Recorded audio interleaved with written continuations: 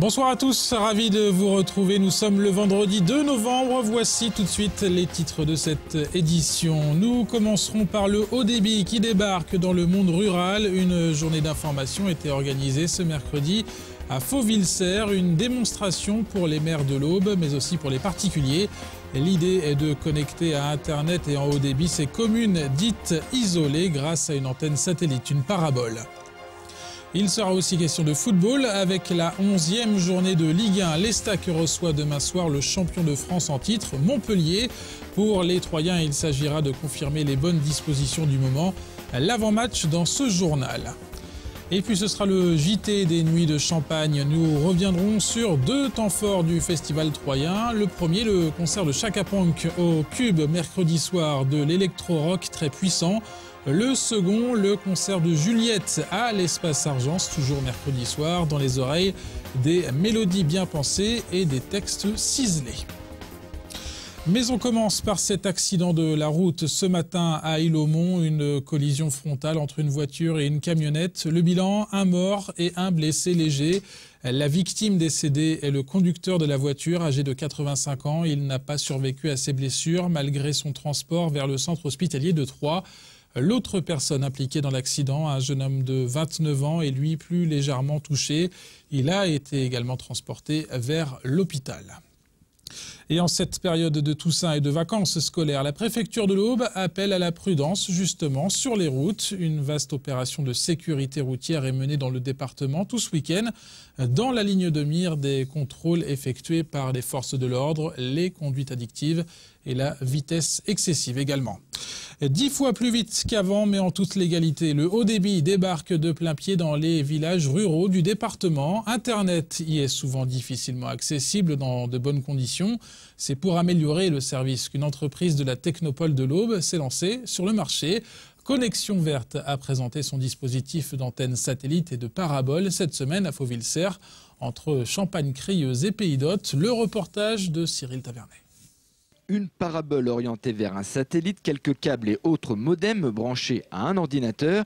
Et en 2 ou 3 clics, voilà la commune de Fauville-Serre connectée en haut débit. Mercredi, la société Aubois, située à la Technopole, Connexion Verte, a donc relié ce village rural au reste du monde. Chacun peut bénéficier aujourd'hui d'un débit de 18 mégas immédiatement, si on le souhaite. 18 mégas descendants, donc en fait multiplié par 10 la connexion qu'on a là. Puis maintenant je viens aux particuliers, et là ils sont demandeurs d'avoir effectivement un débit correct. Et à partir de là, se sentir, je dirais, pas coupé du reste du fonctionnement de notre société. Cette commune était en zone grise, c'est-à-dire raccordée en faible débit. L'opération Village haut débit réalisée par Connexion Verte change la donne. Comme son nom l'indique, c'est apporter du haut débit pour chaque habitant. Le concept est simple et il est intéressant puisqu'on apporte une antenne par personne de manière à garantir un investissement fléché déjà et aussi une qualité de service indépendante d'un client à un autre. Cette nouvelle aventure numérique attire les autres communes toujours en bas débit. Fauville-Serre est peut-être l'exemple à suivre. Une poignée de maires est venue voir cette avancée technologique. Puisque nous sommes sur Wi-Fi, sans doute un dernier village du coin qui n'est pas encore branché sur HD. Voilà, donc on est à l'affût de tout ce qui pourrait se faire de mieux que ce qu'on a actuellement. On n'est plus isolé. On ressort justement de cet isolement et tout ça sont des éléments absolument importants. Mais vraiment le fait de se dire qu'on est toujours à la traîne de tout un tas de situations, aujourd'hui on a la capacité de recevoir la même chose que les autres sans qu'on soit obligé de détruire toutes nos routes, de nous faire des tranchées dans tous les coins, dans tous les sens, de nous amener une fibre optique. Pourquoi pas, quitte à ce qu'elle vienne un jour, mais au moins on a déjà la possibilité de se mettre à la page dès aujourd'hui. Les administrés sont demandeurs, pas à n'importe quel prix bien évidemment, mais les administrés sont demandeurs, comme la mairie d'ailleurs. Parce qu'on a d'éternelles difficultés de connexion Internet. Et pour poursuivre l'utilité de ce haut débit, la commune a mis en place une école numérique une fois par semaine. Les jeunes prennent des cours d'Internet. Grâce à cette connexion, ils peuvent surfer sans problème. Ça va vraiment nous permettre en fait à chaque élève d'aller surfer sur sa page Internet, chercher ses propres informations au sein de son poste. Donc on va avoir 10 postes qui vont pouvoir naviguer en permanence sur Internet. Les 230 habitants de Fauville-Serre peuvent donc, s'ils le souhaitent désormais, rejoindre le monde du haut débit. Un univers qui a tout de même un coût. Le premier abonnement est de 16 € par mois et le prix d'une parabole est de 300 €. Et une dizaine d'autres villages aubois semblent intéressés par ce concept qui s'inscrit pleinement dans le cadre des plans communaux de sauvegarde. Au rayon librairie, une sortie à noter en ce début novembre, celle du livre du député maire de Troyes, François Barouin. Il l'avait annoncé dans Retour sur l'actu sur Canal 32. L'ancien ministre de l'économie publie un ouvrage intitulé « Journal de crise ». 220 pages dans lesquelles François Barouin raconte ce tourbillon économique sans précédent. L'ex-locataire de Bercy revient notamment pour la première fois sur la tenue d'une réunion secrète où a été évoqué le pire économiquement, à savoir l'éclatement de la zone euro après la sortie de la Grèce.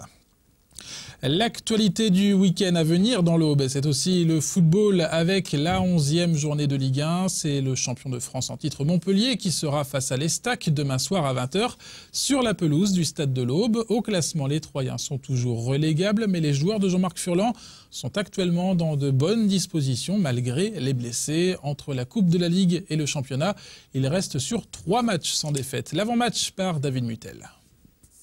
Il faut croire que pour cette saison, Jean-Marc Furlan, l'entraîneur troyen, ne disposera pas de son effectif au complet pour un seul match de Ligue 1.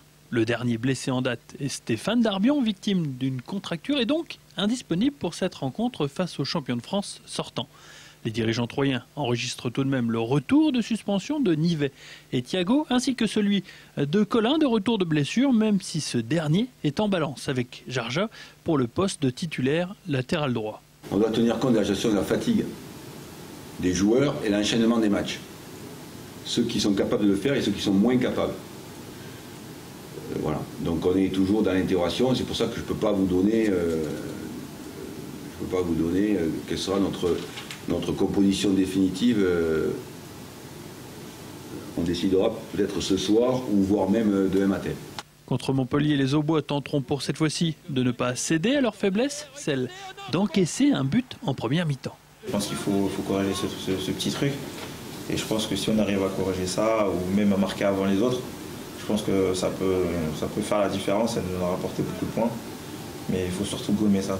Une équipe sudiste redoutée particulièrement par Jean-Marc Furlan, plus sur le plan technique que sur le plan athlétique. Quand on me fait défiler les buts qu'ils ont marqués, à marquer des buts de très bonne qualité dans le jeu. Par exemple, ils ont très peu marqué sur des coups de pied arrêtés, alors que toutes les équipes qu'on rencontre ont marqué sur coups de pied arrêtés. Vous savez, quand vous marquez beaucoup de buts sur coups de pied arrêtés, c'est que vous concentrez là-dessus, c'est que souvent, pas toujours, vous êtes moins bon dans l'élaboration du jeu. Comme par hasard, eux, ils marquent des buts toujours de très très bonne qualité dans l'élaboration du jeu. Donc ça prouve un fondement de jeu de très haut niveau. Et par contre, ils se concentrent moins sur les coups de pied arrêtés. Samedi, Montpellier s'avancera au stade de l'Aube avec le statut d'un champion de France en titre désœuvré, 3 victoires en 10 matchs de championnat et une confiance totalement envolée. Et coup d'envoi de la rencontre ce samedi à 20h au stade de l'Aube. C'est la fin de ce journal. Dans un instant, le JT des nuits de Champagne. Juste après, ce sera la météo pluvieuse du week-end dans l'Aube par Cécile Rich. A tout de suite pour parler musique.